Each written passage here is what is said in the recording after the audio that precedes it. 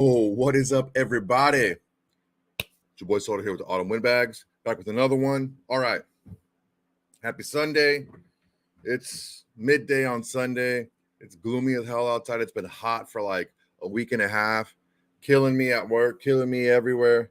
But today, it's not so bad. It should get warmer a little bit later.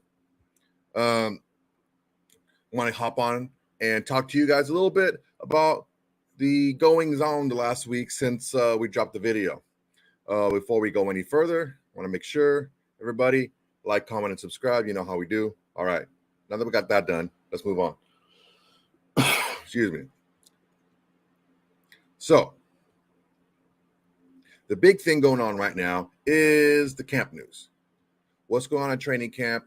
We got, little snips here and there of practice, practicing against air, 7-on-7, 11-on-11, individual drill, stuff like that. That's all well and good. The main thing we need to focus on is that nobody gets hurt. We've already seen some people drop. Joe Burrow messed his calf up. Jalen Ramsey messed his knee up because it was a meniscus, which is great. It was an ACL. You can come back from meniscus. But yeah, that's the big thing is just make sure nobody gets hurt. Pads go on next week, so we're going to see a little bit more, some tackling drills, a little bit more, mainly on the front seven, right? And on defense and the line on the offense, you're going to see the individual one-on-one battles between offense and defense, stuff like that. That's what you really want to focus on as far as when the pads go on, because ultimately it's not going to change too much with like the receivers, the skill positions, the secondary guys. Not going to change that much because they already have their helmets on, stuff like that. But for right now, the big thing is the interviews. Now, more often than not, a lot of these interviews, it's just a bunch of canned stuff. And it all depends on really what side you fall on, right? Whether you want to take something positive or you want to just kind of dismiss it, right? So it really just does take a little bit of, deciphering to figure out what people are actually talking about. So one thing that I want to talk about, Omar Ruiz, he gave an interview, well, not interview, but he was a part of a panel, and he talked about our new quarterback, Jimmy Garoppolo. He said he is noticing a difference with Jimmy Garoppolo on the field, the crispness with which they come out of the huddle, the command that he has, the presence that he has. It is a big difference. So it's all part of the plan. Jimmy G is not going to practice like every single day. He's going to have rest days, right? Now, although he passed his physical, and Tyree Wilson passed his physical too. Many of you guys don't know that, but he did. They're taking the recovery very slowly, okay? Ultimately, you don't want them to ball out in training camp or ball out in the preseason. You want them to be ready to ball out in the regular season, right? By week 1. So Jimmy Garoppolo, I think it was like 2 days on, 1 day off, or 3 and 1, something like that. He didn't practice on Friday. So yeah, Wednesday, Thursday, he didn't practice Friday. Now Saturday to Friday, and the first 2 days to Friday, it was a big difference in how the team looked, how the team responded, and you can just see this is very apparent, especially in lower levels of football, how quickly a team comes out of the huddle and how quickly they set up in their formation. It just shows that the team is prepared. The team is knows what they're going to do. Every individual player, right? So it also shows a little bit of confidence as well. This isn't the only thing that's pointing to Jimmy G kind of gaining the locker room, right? Andre James gave an interview in one of his press conferences, right? He said about Jimmy Garoppolo, he's just one of the boys. He kicks it with us. He's just an ordinary dude, and we love that about him.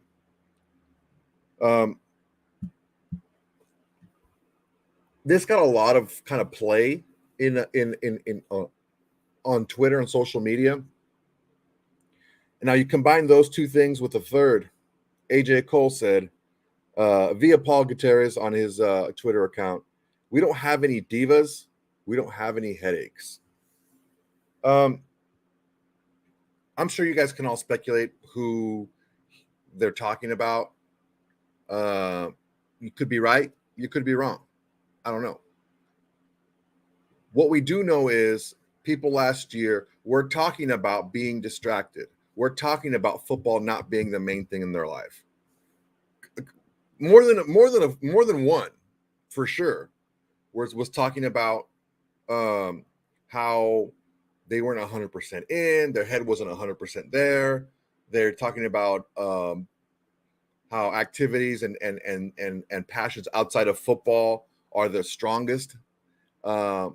So those players are gone, right? And just because you don't hear things doesn't mean they're not there. And we always talked about how galvanized the locker room was and how together they played and how together they were. The Raiders organization is just buttoned up all together. The front office, like the little things get leaked out here and there, but not nearly as much as with other franchises.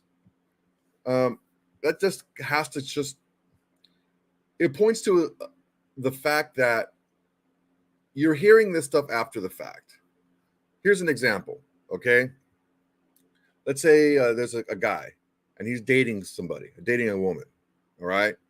And everything's hunky-dory, everything's fine. Then when they break up, the family and friends start telling him how much they didn't like his chick. It's like, yeah, man, I'm glad you guys broke up, honestly. I didn't really like that girl. Or she gave me some bad vibes because of this or because of that. And it's like, how come you didn't tell me at the time, right? Well, it's not my place.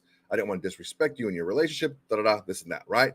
Again, we're looking at a similar situation here where maybe not calling someone out by name, but you put little things together where people are telling you themselves they weren't 100% in. People are telling you themselves that they, put things ahead of football, even during the season. Those are things you can pick up from. Be like, you know what? Maybe it was time to move on, and maybe we're in a better place now. Does that make a big difference? It could. It could make a big difference if a lot of people are feeling the same way and that nobody wants to say anything. Maybe not because they don't want to hurt someone's feelings per se, but, they want to keep a more harmonious locker room. Even though they see an issue, maybe bringing up that issue would cause more of a problem than just kind of playing through it. I don't know, man. I'll let you guys draw your own conclusions. I have an idea, if I had to guess, who he's talking about or who these people are talking about, but ultimately nobody knows. I could be right. I could be dead wrong. So me coming out and saying it's this person or that person really wouldn't be that responsible. So all we know is this. Let's take the positive note of this. All we know is this. The team likes playing with Jimmy Garoppolo. Now, is that going to change when the pads come on and when it's full go and when it's live rounds and when a live defense is really trying to take his head off? Who knows? Very possibly, yes. It depends on how Jimmy G performs, right? It's all about performance. But it's a good start. It's a lot better than this not happening, okay? And again, it all depends on what side of the fence that you fall on. If you're somebody who's, a wait and see, kind of like me, I'm a wait and see, right? There's a lot of things that can definitely go wrong with this team, but there are a lot of things that can go right too. And if you're one of the things that can go wrong, you're going to dismiss a lot of this talk. You're going to dismiss a lot of this talk about, oh, well, it's training camp. Of course, they're going to say a bunch of positive stuff. And I heard the opposite last year. I heard, oh my God, look at how this team galvanizes around its leader. Look at how much they talk him up. They love this guy. Again, that's all on where you land. It's all on where your perspective is, right? Now, perspective is an interesting concept. Perspective is good because it allows you to look at things from different angles, but your perspective still has to be rooted in reality. Okay. I think that's where we get a lot of problems, especially nowadays, where a lot of people's perspectives are not rooted in any type of reality. When you look at things, remember, not everything is terrible. Not everything is bad. Even the worst teams out there, even the worst teams in the NFL, not everything goes wrong. There's still good things that happen to that team, good stories from that team. So just make sure that if you're looking at things and thinking about things for this team and all you see is negative stuff, try to find some positives, man. It's not all bad. Let's see what we got going here today.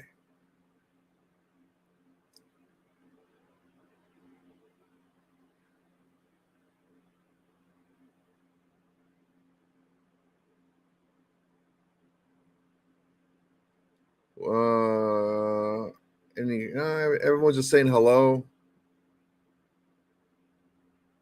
Yeah, Keith, Keith Pardini. I'm not going to put it up because I don't want to call anybody out. I'm trying to make this positive. I definitely understand what you're saying. And look, I'll address all this at the end because it's something that I feel that needs to be talked about. But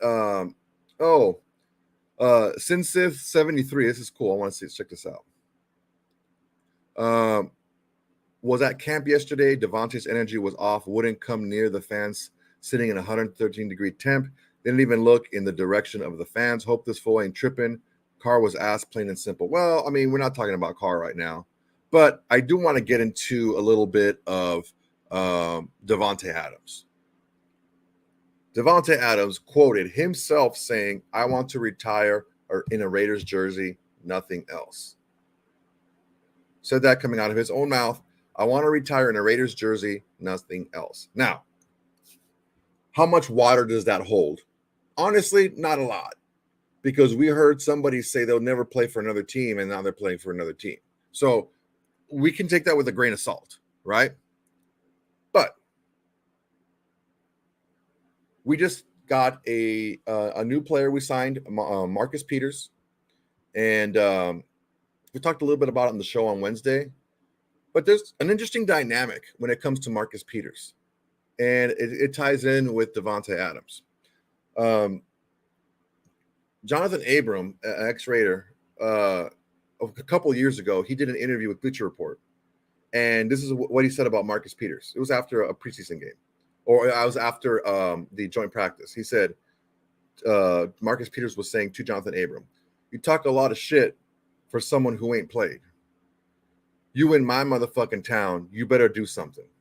I may play for the Rams, but fucking Oakland, the Raiders, that's my team. That's who I represent."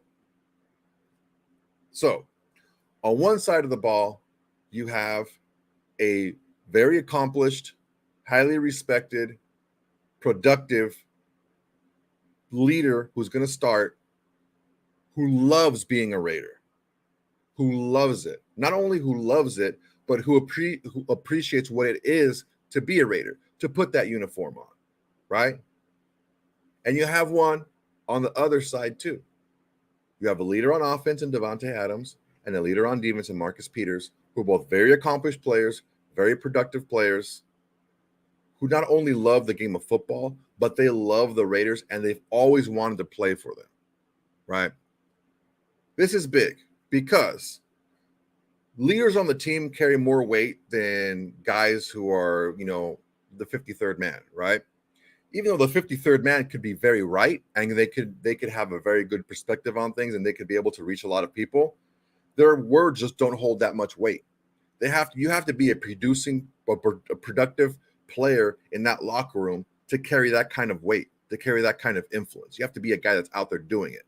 We have a guy on each side of the ball who's been doing it, who's going to continue to do it, but also who love being a Raider, specifically being a Raider. That's going to be big because we always say it's a privilege to play in the NFL, but it's an even bigger privilege for them to play for the Raiders.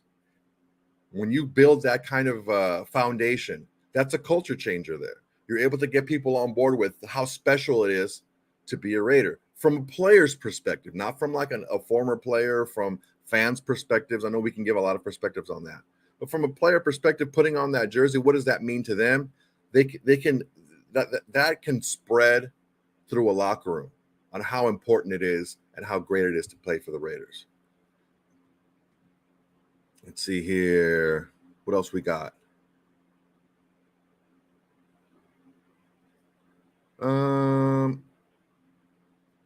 Yeah, Zamir White looks good. Yeah, a lot of good stuff going on.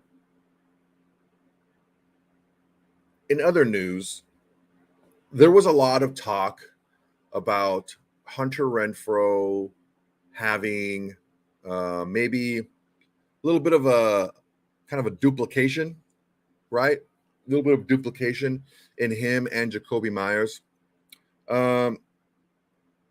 Vinny Bonsignore actually had a good story on the Las Vegas Review Journal about what he saw with the secondary receivers, not just Devonte Adams. Because look, Devonte Adams is going to get his. As long as he's out there, he's going to get his targets, he's going to get his catches, he's going to get everything, right? As long as he's out there, he's going to get his. But Vinny talked about how the offense looked with both Hunter Renfrow and Jacobi Meyers on the field at the same time.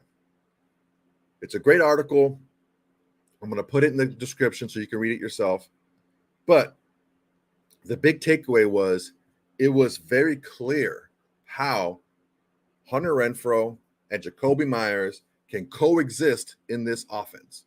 Not only that, but how they can thrive and play off each other in this offense. This is not the first time that Josh McDaniels had players that were duplicated work in an offense. He was able to make it work then. He can make it work again. We have to remember something here. Although Jacobi Meyers probably is best suited to play in the slot, he's also played outside before. Hunter Renfrow, when he was forced to be the number one receiver, he played outside a lot as well. Also, Davante Adams, even though Hunter Renfrow and Jacobi Meyers are really good in the slot, Davante Adams is probably our best slot receiver too. Okay? But there's a lot of things you can do. You can use a lot of motion. You can tighten up your splits on one side. So you could basically have two slot receivers, even though you only have three receiver formation, let's say. If you have the splits tighter with one out wide, which is probably going to be Devonte. That gives you a lot of play and action on the outside for tight end or for running back, stuff like that, right? Also, we're looking at other players like how good Trey Tucker looked. Not only on sweeps, but on screens and short patterns and quick hitters. There's that. There's also DeAndre Carter as well. There's a lot of weapons on this team. We've upgraded our weapons a lot from not even from last year, especially from last year considering injury. There's a lot of positive to look at on this team. And our weapons, our receiving core is definitely one of them, including tight end. So, we had a discussion. I had a discussion with Rory on Twitter, and rightfully so. He was talking about how Jimmy Garoppolo has had issues in the past throwing the ball deep. He doesn't do it very often. When he does do it, he's average. There's a lot of things you can do besides throwing the ball deep. Last year, what helped our running game a lot was the fact that we didn't face a lot of heavy fronts, right? We were like, I think the eighth lowest percentage-wise in facing 7+ defenders in the box. That helped our run game immensely. As long as you have Devonte Adams, you're going to have that because they're going to want to double Devonte Adams. You're not going to creep safeties super low in the box when you have a Devonte Adams on the outside. You can do it every once in a while, but it's not going to be very often. But let's say they do that. There's certain things you can do. There's a misdirection. There's screen game. There's hitting the ball up the seams, which Jimmy Garoppolo is extremely good at, which tight end, slot receivers are very good at attacking those seams, right? So there's a lot of things you can do, but, he keeps harping back. Rory kept harping back on things about how he can't throw the deep ball, and that's how it's going to be an issue. I don't think it's going to be a problem. I think we have people that are a lot smarter than us making these decisions. It's all about execution. Jimmy Garoppolo did just fine running offenses without throwing the ball deep a lot.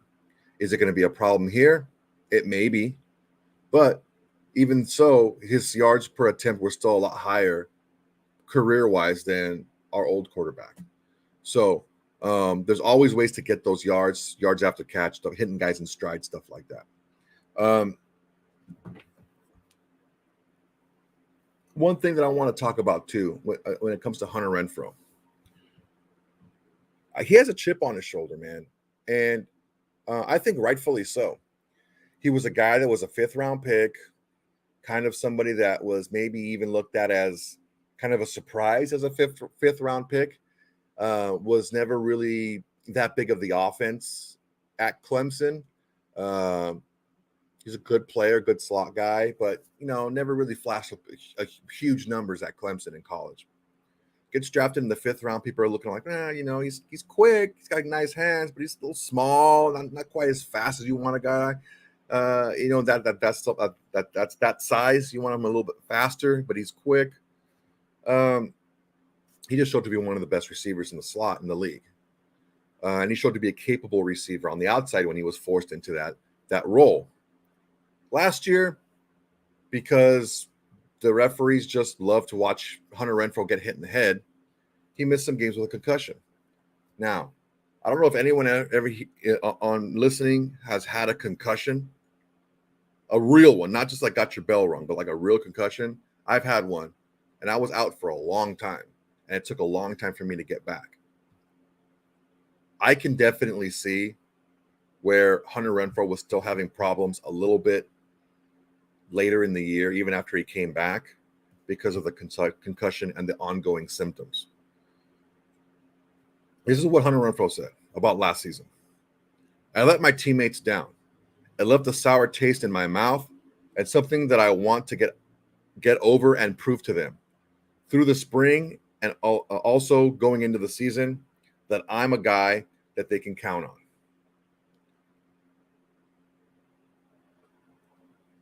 When somebody has the belief in themselves, but they don't feel they have the belief of others, whether it's right or wrong, whether it's true or not, whether it's fabricated in their mind or not, the person can go one of two ways. And they usually go heavy one way or heavy the other, right? They can go one way and they can be like, fuck those guys. They don't believe in me, whatever. And they can pout. Or they can do this and they're going to say, you know what? I didn't play as well as I needed to. I'm going to show them that I am that guy. That's a definite positive. It doesn't surprise me that that's the route that Hunter Renfrow chose, because it just seems like that's the guy he is. The main thing we need to focus on here is a lot of people on this team have something to prove. A lot. Damn near our whole offensive line has something to prove. Depending on what happens with Josh Jacobs, Zamir White has something to prove. Most of our receivers have something to. Devonte Adams has nothing to prove. Okay, he's solidified as being the man, future Hall of Famer. Hunter Renfrow, yeah, he's had one really good year and a bunch of kind of like 50, 60 catch seasons. Okay, are you that guy?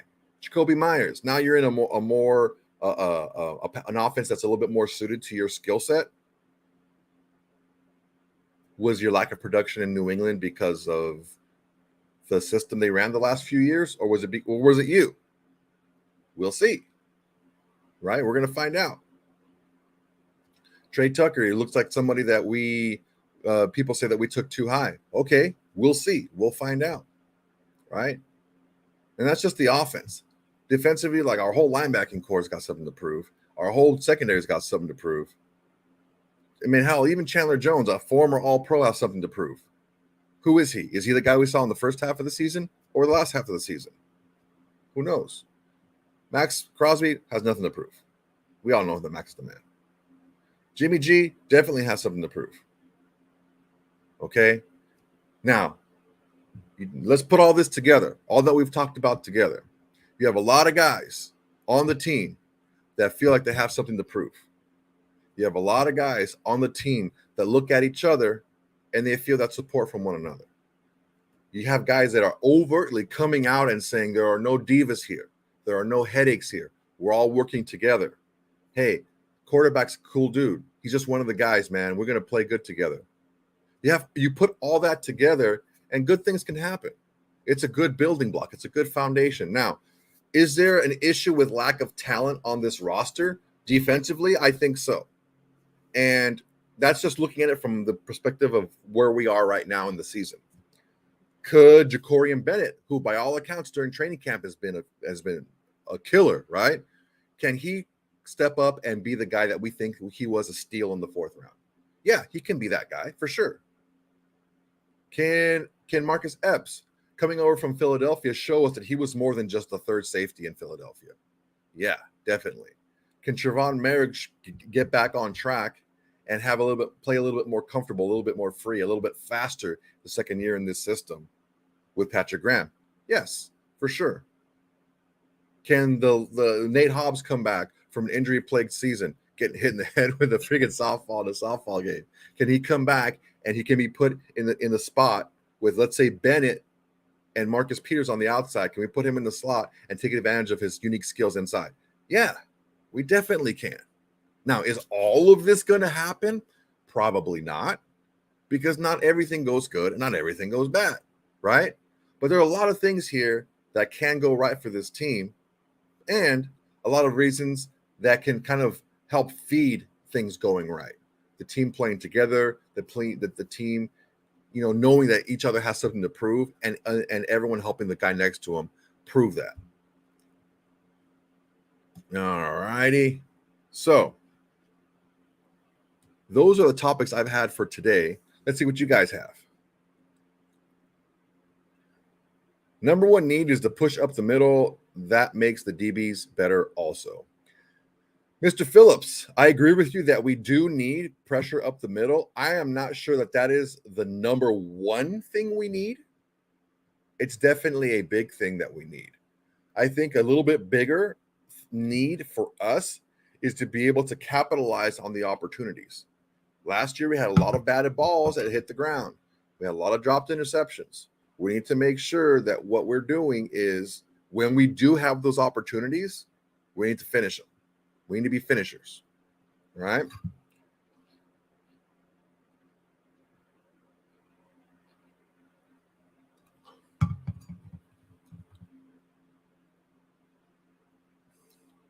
Boogie, exactly. Got to force these turnovers, man.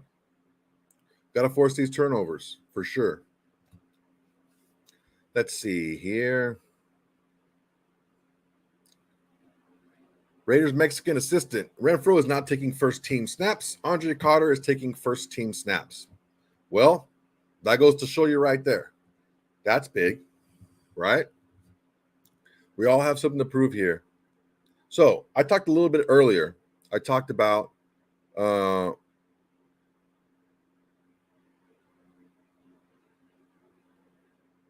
okay, this is a good question.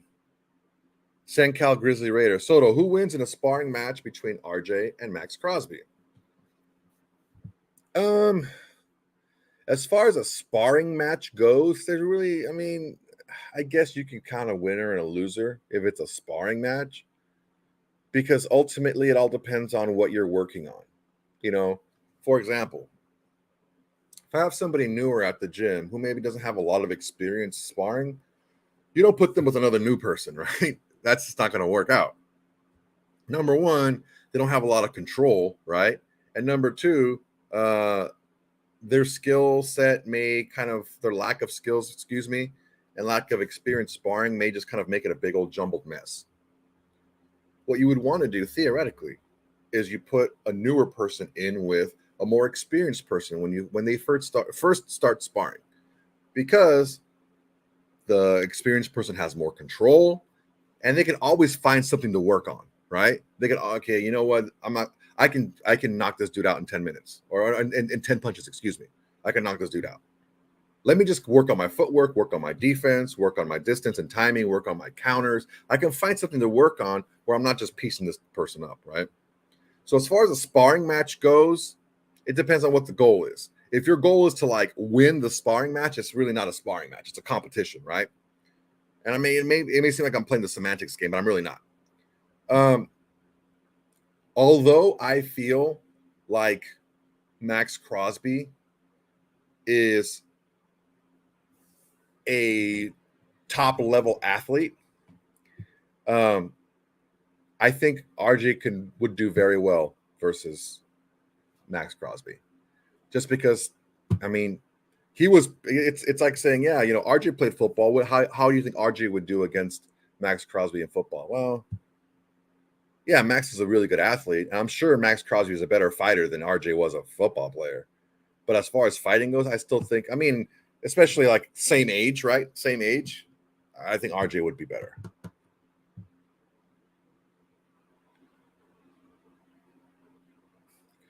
Keith Pardini, good question. Is JJ Josh Jacobs being a bit selfish now, considering that what was offered and what other running backs are playing for, not to mention Saquon, deciding to put the team first? Is it a bit selfish? Well, yeah, it's selfish, but he has the right to be selfish. This is what he feels like he needs to do for what's best for him. Now, from that perspective, this is how I look at it. If Josh Jacobs, his main goal, right? If his goal is to secure as much money as he can in his career, him staying home right now and still working out, right, is counterproductive to having secure money. Whether he's at home or whether he's in the office and in training camp, he's not getting paid until week 1. Either way, right? Here's the big difference. If he were to, get hurt the way, let's say, for example, God forbid, Jalen Ramsey got hurt, hurt his meniscus and needed to have surgery on it. If he does that, he's not paid any money, right? Not guaranteed any money. If that happens while he's in practice, after he's already signed, guess what? He still gets guaranteed money. So if his goal is to secure as much money for himself as he can, him still practicing but not being in camp is the exact opposite of securing yourself money. Now, as far as the contract he was offered, don't swallow that bait whole, okay? Now, am I positive that he was offered $12 million a year for 3 years? Yeah.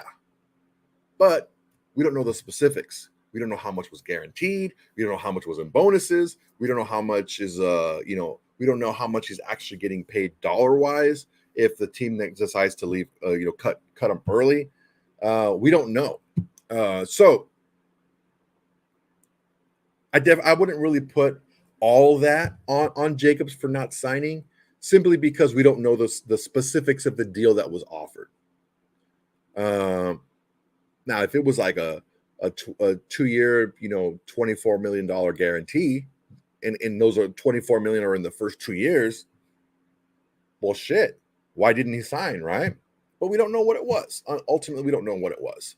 So it's definitely not anything to kind of hold against Josh Jacobs, because ultimately, look, RJ said it. Not paying your players can fracture the locker room, and that's just a big freaking that's just a big circle jerk, right? It's baseless. It's meaningless. These players understand that it's business. It's not anything personal. It's not the team wanting to hurt the team or each individual player by not offering Josh Jacobs what he wants. The players understand this. And we even talked about it in the show where Devonte Adams and Max Crosby made it a point individually to tell us directly during their interviews or during the press conferences that they tried to get him to show up and play.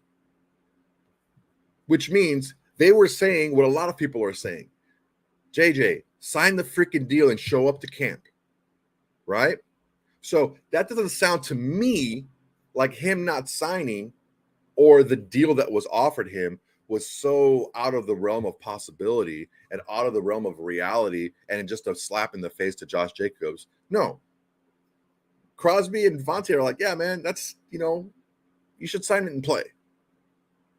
So let's take a step back and let's kind of actually put the information where it is. Because I think a lot of times what we like to do, again, where we are perspective-wise guides us to how we look and see different situations. Let's see what else we got here.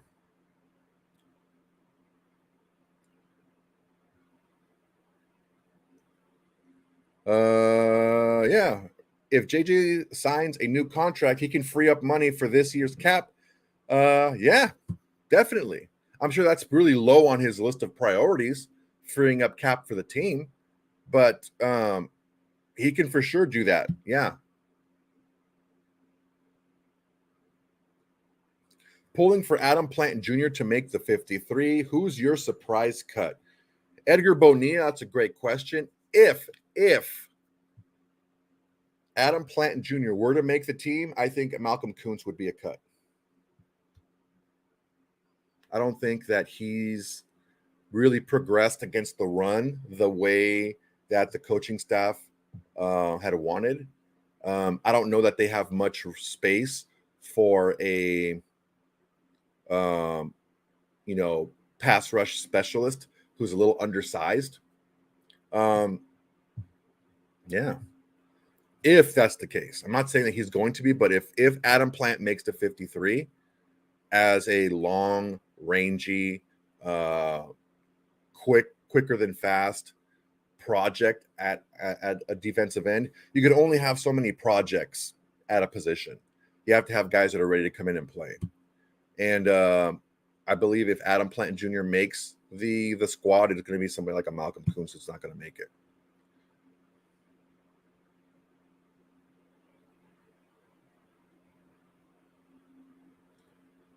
All righty, what else we got? Boogie.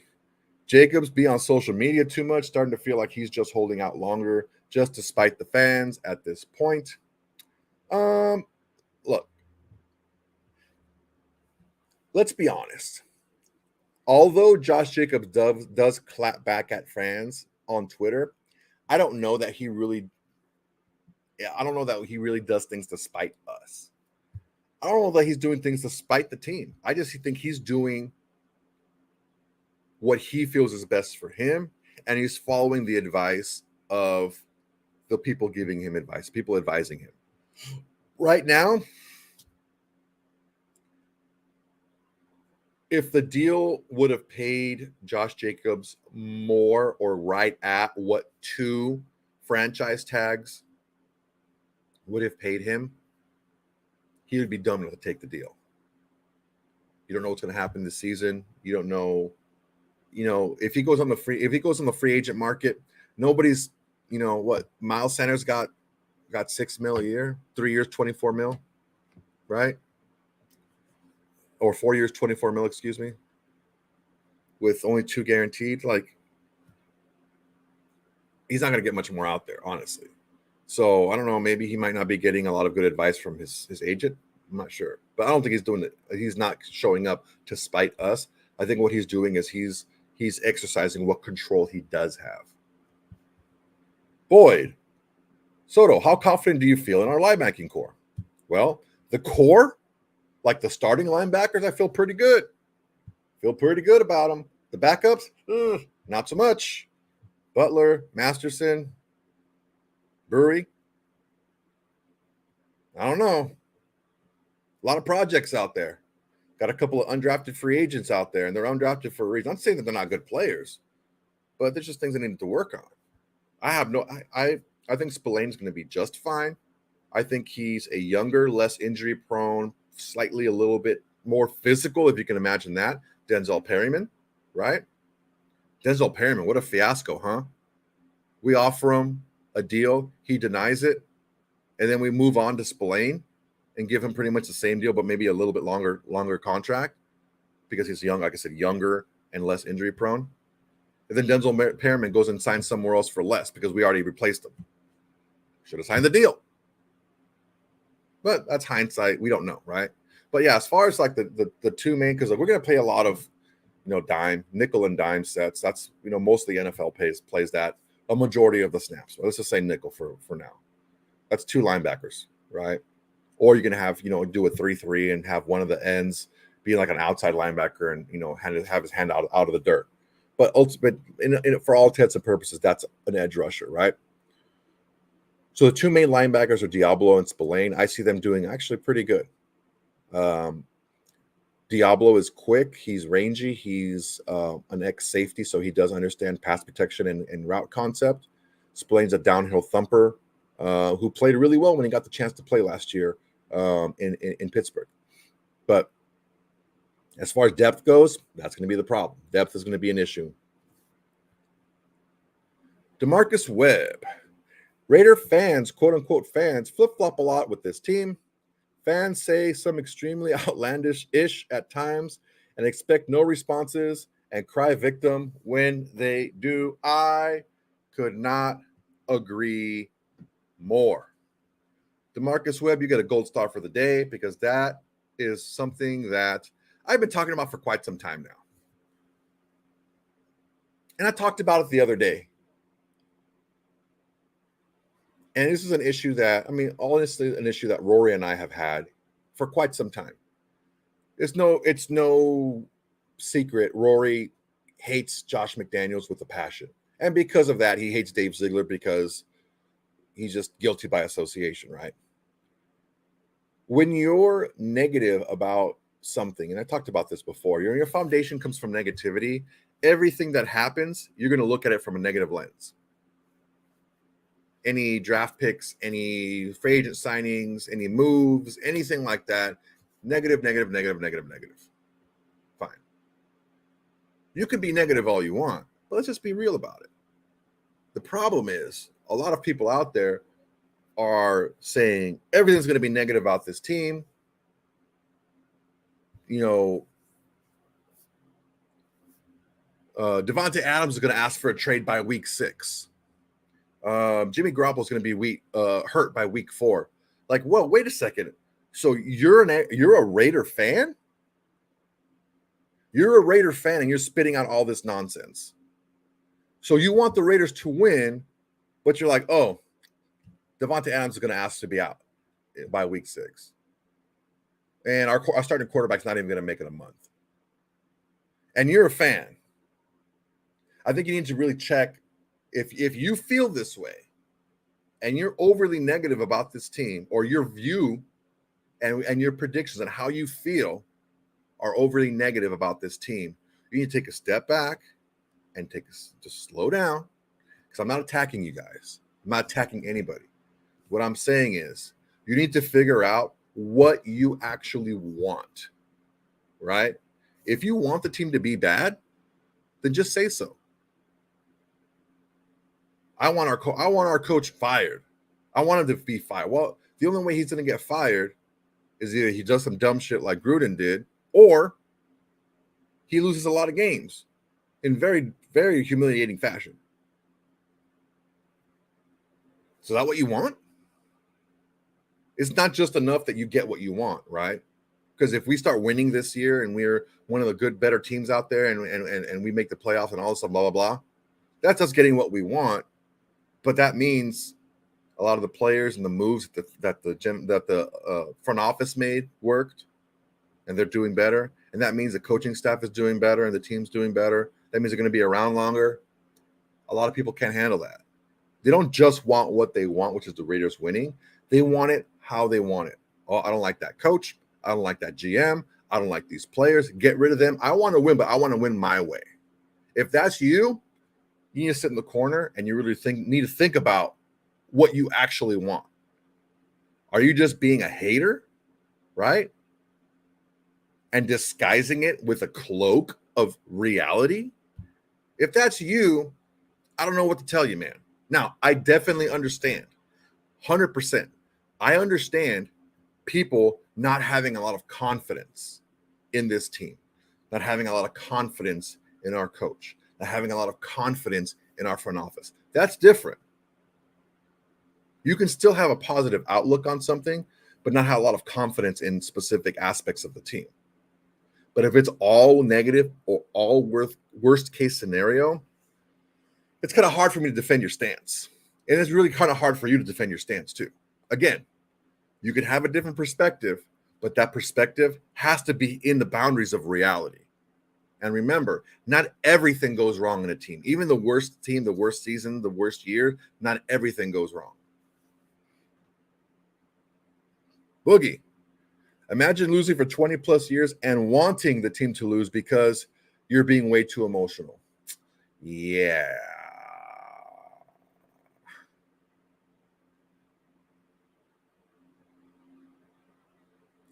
Look, guys, I get it, man. I've been a Raider fan since 1985. Now, considering I'm only 45 years old, going to be 46 soon. You know, I was 8 when I started rooting for the Raiders. I get it. I understand. Well, look at it from this perspective, okay? Let me show you a timeline, okay? We were hit and miss. Had a little bit of a lull in the 90s, right? Late 80s were good. Early 90s were good. Bo gets hurt. Things start to unravel. We pick Todd Marinovich instead of Brett Favre in the draft. Like shit like that, right? Hit a lull. Mid-90s. Late 90s, starts to come up, right? Have John Gruden, Rich Gannon, Tim Brown, Jerry Rice, Wheatley, Garner, boom, boom, boom, boom, right? Get all these guys, the line. Great. Things start happening, right? Here's the cool thing. Get there, get in the playoffs. Damn. Freaking Baltimore, beats us. Then we get to the playoffs again. Damn, tuck rule game. Then we get to the Super Bowl and lose. Then Gannon gets hurt the next year. He's done. And then it's just a spiral afterwards. Now, we already know this spiral was coming because very similar to how John Gruden built teams now, how he builds teams now, that's how the late Mr. Al Davis built teams after that Super Bowl loss.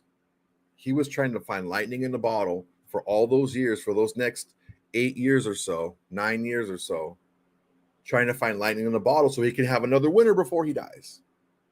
Kind of like what Jerry Jones is doing now. So you have somebody who really isn't building for the future. They're looking to win now, even though their team is not good. My team is bad. What do I got to do? Let me trade a bunch of good picks for a disgruntled, checked out wide receiver in Randy Moss. Let me get a washed out quarterback to play for us and see if he can revive his career here. Wait a second. That's not going to work. You're already a bad team anyway, and then you're taking a bunch of flyers on these like 1-year guys and washouts from other places. We did that for almost 10 years. Put our franchise back a lot. Okay. Then you get Hugh Jackson. Just listen to me here. Then we get Hugh Jackson coming in and trading 2 first-round picks and not God knows what else to get Carson Palmer. And, I mean, we were doing okay, but then we weren't hitting on the draft picks we actually had. So giving up those first-round picks was a lot to give up for somebody who was basically retired. Set us back a little bit more. Mark Davis says, you know what? No, we need an actual GM. Remember McKenzie came in and he's like, there's a deconstruction process that needs to happen with this roster so we can build it back up. Like the Stanford route contracts and things like that are like just way overblown contracts. That goes to show you, if you want us to back up the Brinks truck for freaking Josh Jacobs, look at some of those old contracts we used to give Raiders for life who weren't as good as we thought they were. And then we give them all this money. They didn't perform. They go somewhere else, and they weren't any good when they left either. Okay. Kenzie comes in, has a couple good drafts in a row. We're getting better. Mark Davis got impatient. Mark Davis got jumpy. He got that itchy trigger finger. The first sign of adversity in that 2017 season. I'm cutting bait. Del Rio, peace, gone. Let's bring in Gruden in. Let me give him 10 goddamn years to do whatever the hell he wants. Big problem is John Gruden is an awful player personnel. He's awful at it. He signs players to okay. Somebody actually had the audacity, right? Somebody had the audacity to compare Dave Ziegler to the job that Gruden and Mayock did because of one signing, because of Chandler Jones. Now, don't get me wrong, Chandler Jones really didn't live up to it. Chandler Jones didn't live up to his contract, but the contract that he was given wasn't overpaying the position of a starting defensive end. If you go out and get a starting caliber defensive end, the contract that he received was not overpaying.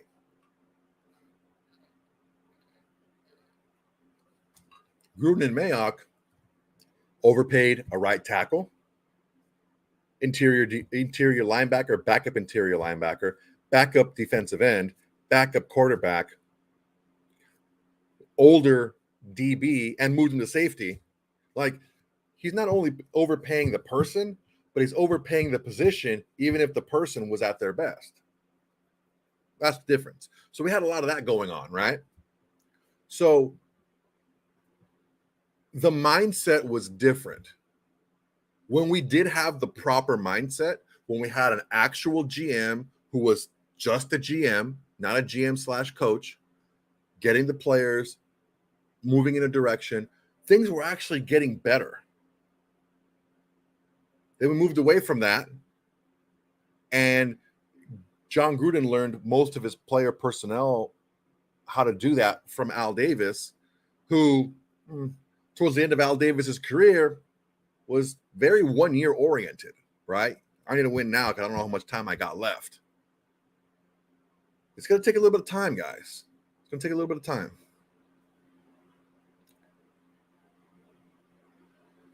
Boogie, wish they were still in Oakland with a new stadium just because seeing other fans in Allegiant makes me sick to my stomach. Well, I hate to say this, but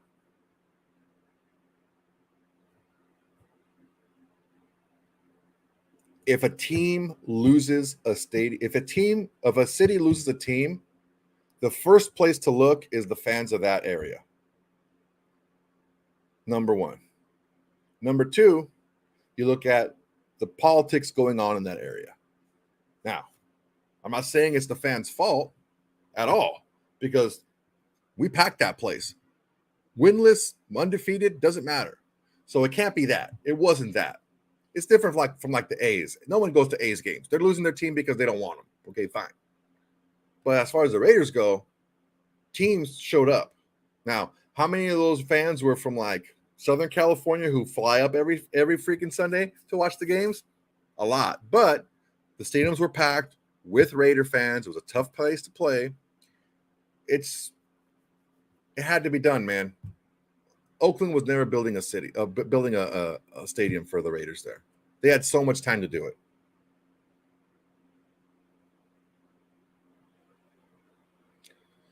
All right, what else we got here, guys? All right, I'm going to wrap this up. To wrap it up, if you want to be a fan of this team, be a fan of this team. If you want to call yourself a fan but root for the demise of this team and disguise it under a mask of reality, you have to be real about what reality actually is, and that not everything goes wrong in a season, even the worst teams. But if everything you're looking at is, okay, that's going to be bad, that's going to be bad, that's going to be bad, that's going to be bad, you have to look at yourself and what you actually want to have happen with this team. Because look, Raider Nation doesn't have to be big. We don't have to have a lot of people in Raider Nation, but the people that we do have in there has to be like this team, has to have that chip on their shoulder, has to want to prove something to everybody else, has to feel that support from the other fans of the team. Okay, that's what we need to do. Is we need to come together as fans and make sure that we're all pulling on the same side for this team. One last question. Raiders for life. Do you think Marcus Peters playing free safety would be a better position than cornerback? I don't think so. Oops, what am I doing? Marcus Peters, his peripheral numbers were almost like his career averages. Completion percentage, yards after catch, average depth of target, stuff like that. So it wasn't like he was getting burned at left and right. The issue was you have Marcus Peters coming off first year off an ACL injury on one side, and you have Marlon Humphreys on the other side, probably one of the best corners in the NFL, like the top 5-8 corners in the NFL. Who are you going to throw to? The issue was he was just picked on a lot. And that was because the alternative was to go and throw it at Marlon Humphrey. So the second year coming back from an ACL injury, especially for DBs, is the big one. His first year back, he was pretty on par with what he had been at for his career. He was just thrown to a lot more often. The issue that I do have with last year was that fact that he was thrown at much more, but his interception and his pass breakup numbers weren't there. Hopefully that little bit of a gain in health will help, get that quarter of a second difference and help him get more hands on more balls. But yeah, I feel like him staying at corner is the best bet.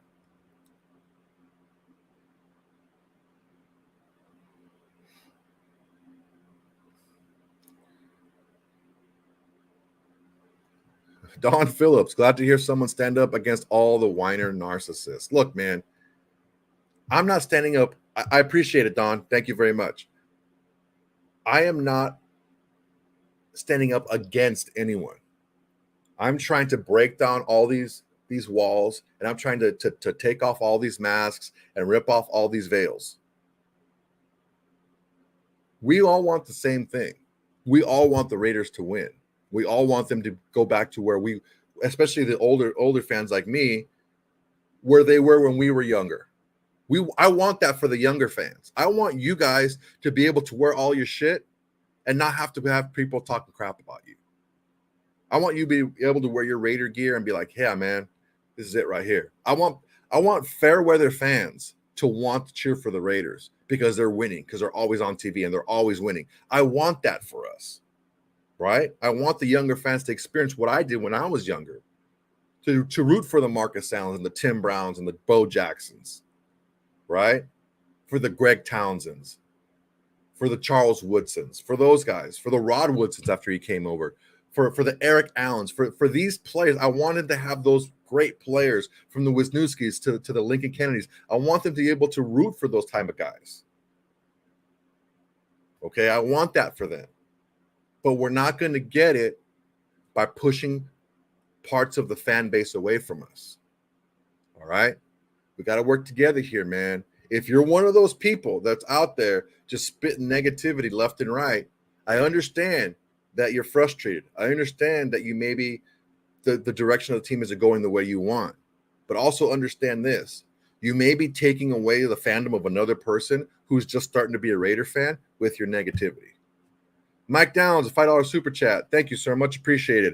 Tired of the negativity, been watching the Raiders for 40 plus years. How do our own fans kill the season before it's begun? Excellent point. My point exactly.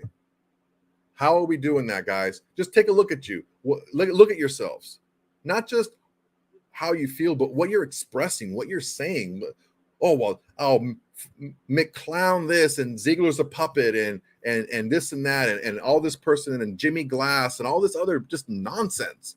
You're wishing for the demise of this franchise for your own gain. Newsflash, let's say Jimmy G is no longer our quarterback after this season. Let's say they fire McDaniels and Ziegler. Mark Davis is not calling you up on the phone and asking you who you want to have as coach or quarterback or GM. He's still going to do what he wants to do. The devil you know is better than the devil you don't, because we might get some ignorant shit coming in, more ignorant than what you think we have now. It's better off to show your fandom and root for who you want to win, because you don't win by losing. That's Trent Dilfer line. You don't win by losing. Okay? Let's work together, guys. Try to be a little bit more optimistic about what's going to happen this year, because not everything is going to go bad. And I honestly do feel like we're going to surprise a lot of teams this year. There's always one or two a season, and this seems like a team that can do it. All right, guys. Thank you very much. Appreciate you guys. Everybody, make sure like, comment, and subscribe is how you can support the show. If you didn't catch the whole show, it's going to be right up on YouTube after we're done. You just go and click on it and restart the whole thing, and you can watch it again. All right, guys. Appreciate you. Till next time, guys. Peace.